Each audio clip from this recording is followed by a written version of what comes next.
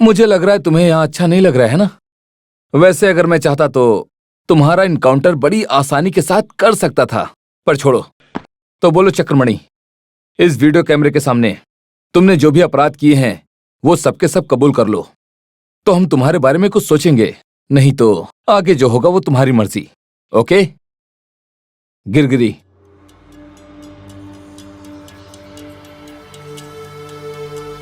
तुम जो भी जानते हो सब कुछ सच सच बताना। रहीम हाजी का जो कत्ल हुआ था उसमें तुम्हारा हाथ था या नहीं? Come on. कोर्ट मुझे कोई भी सजा दे तो भी शेट्टी सर मुझे बचा लेंगे, ये विश्वास था। तुम जेल में रहकर जिस सेंट्रल जेल से कोई भी आसानी से बाहर नहीं जा सकता, उस रात तुम वहां से निकलकर फादर पॉल को मारने के लिए गए थे ना? नहीं, एक बुजुर्ग और असहाय इंसान को तुमने अपने मसल पावर का इस्तेमाल करके शेट्टी के कहने पर उसे जान से मार दिया। और मैं जानता हूँ कि ये तुमने पैसों के लिए नहीं बल्कि शेट्टी के कहने पर किया है कि नहीं? तुम खुद ब खुद अपना गुनाह कबूल कर लो और शेट्टी के बारे में सच बोल दो, क्योंकि फादर पॉल को उसने ही मरवाया है। हाँ जी। तुम्हें जो कुछ भी पता है वो सब बता दो, क्योंकि अब मैं तुम्हें दोबारा बोलने का मौका नहीं देने वाला हूँ। नहीं, कम ऑन, कंटिन्यू। मुझे बचाने के लिए हाउस बोट से मुझे वहाँ ले जाने के लिए शेट्टी सर के आदमी वहाँ रहेंगे। उस शेट्टी का क्या? नहीं, बोट वाले ही मुझे कोलंबो ले जाएंगे, वहाँ से जाली पासपोर्ट से सिंगापुर से कहाँ जाना है ये मुझे नहीं बताया सर। सितंबर महीने में इलेक्शन होने वाला था, ऐसा मुझे रॉयल एक्स ने बताया था, इसीलिए तुमने उसे भी जान से मार दिया।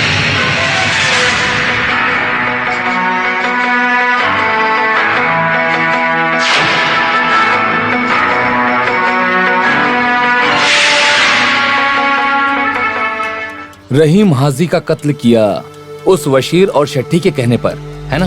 हाँ सही है। हिंदी न्यूज़पेपर में एक खबर छपी थी कि चक्रमणि ने एक अच्छे नाटक की प्रस्तुति की है और इसीलिए उसे एकेडमी अवार्ड से सम्मानित किया जाता है, और ये अवार्ड शेट्टी ने तुम्हें दिया था। क्या ये बात सही है? उस शेट्टी का जो एक्सपोर्ट का बिजनेस है वो पूरे विदेश में जोरों शोरों से फैला हुआ है। इतना ही नहीं, बैंक से वो अपने काले धन को भी वाइट करता है और डॉलर में उसे कन्वर्ट कर देता है।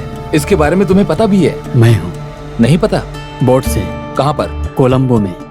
और तुम क्या क्या जानते हो? शेट्टी सर का एक एजेंट। शेट्टी का एक्सपोर्ट बिजनेस अफ्रीका में भी है ना? मैं नहीं जानता सर।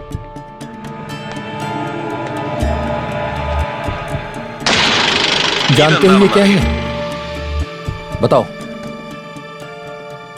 नहीं जानता हूँ। नहीं पता?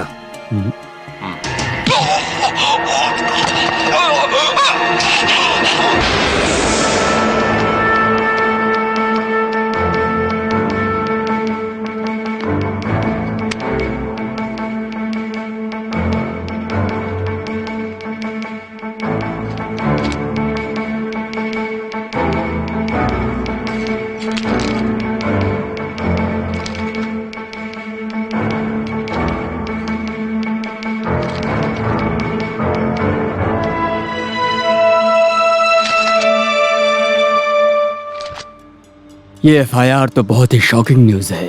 भारत में कोई भी सुपरिंटेंडेंट जो भी मुख्यमंत्री बोलता है उसके द्वारा ही काम करता है। Horrifying reality. मैं तुम्हारी गलती निकाल रहा हूँ, इस बात को दिमाग में मत लाना। आप मुझे ये बताओ कि नरेंद्र शेट्टी को अरेस्ट क्यों नहीं किया? माफ कीजिएगा आप, मैं इसके बारे में कुछ सोचता हूँ, मगर उसे अरेस्ट नहीं करते तो आखिर हम क्या करते सर? हमने उसे कुछ भी नहीं किया है। कल वो कोर्ट में आके अपनी सारी कहानी बताएगा, जो कि अच्छी बात है। और हमारे देश का क्रिमिनल लॉयर भी शेट्टी के लिए वहाँ पर आएगा, क्योंकि शेट्टी ने उसे हायर किया होगा। मैंने जितने भी गवाहों और सबूतों को इकट्ठा किया होगा, उन सबको मिटाने की वो पूरी कोशिश करेगा सर, और हम उनका कुछ कर भी नहीं पाएंगे सर। शिवराम के स्टेटमेंट और कस्टडी में रहे चक्रपाणी और बशीर के स्टेटमेंट उनके खिलाफ हैं। मिलिट्री कोर्ट के कोर्ट मार्शल में सजा दी गई है, और शिवराम ने जो भी स्टेटमेंट दी है उसकी सिविल कोर्ट में कोई भी कीमत नहीं है सर। सिविल कोर्ट उसे बिल्कुल भी नहीं मानेगा। शूट एट साइट और मिलिट्री ऑर्डर के सामने मैंने उसे अगर छुपा कर रखा तो उन लोगों के सामने कहीं ना कहीं मैं ही गुनहगार बनूंगा, और कोर्ट से मुझे ये कहा जाएगा कि मैंने देशद्रोह किया है, मुझे रिजाइन करना होगा। तो आखिर हम क्या करें? सर, कस्टडी में जो चक्रमणी और बशीर हैं वो कोर्ट में अपना स्टेटमेंट नहीं बदलेंगे, इसकी क्या गारंटी है सर? एक लैब फैक्ट्री से लाया गया ये मेटालिक पीस AK-47 का डुप्लीकेट स्पेयर पार्ट है सर। इसे हम कोर्ट में कैसे प्रूव करेंगे? कारण हमने जो पार्ट्स पकड़े थे गवर्नमेंट के द्वारा दिए एक्सपोर्ट लाइसेंस के साथ सेंट्रल अफ्रीकन देशों के लिए भेजा जा रहा है। वहाँ हथियारों को असेंबल किया जाएगा। हमने जो पकड़ा है ये उसका एक छोटा सा पार्ट है, और बाकी का स्पेयर पार्ट जो है वो इंडिया में बनाया जा रहा है और उसे बाहर भेजा भी जा रहा है। शेट्टी और ब्रिगेडियर इसके पीछे काम कर रहे हैं, और वो भी काफी समय से। सेंट्रल अफ्रीका में असेंबल करवाने वाला जिसकी पावर कम है, वो डुप्लीकेट मशीन गन्स हमारे देश के लोगों की सुरक्षा करने के लिए हमारे मिलिट्री के इंडियन जवानों के हाथों में दिया जाता है सर। हमारे देश के दुश्मन जो हमारे भारतीय सैनिकों के सामने कभी खड़े भी नहीं रह सकते, उन दुश्मनों ने 36 घंटे के अंदर हमारे भारतीय जवानों को जो हमारे लिए बॉर्डर पर सुरक्षा करते हैं उन्हें मार दिया गया। क्या आप जानते भी हैं कि उनकी संख्या कितनी है? यूरोप कंट्री के मिलिट्री के बराबर सर।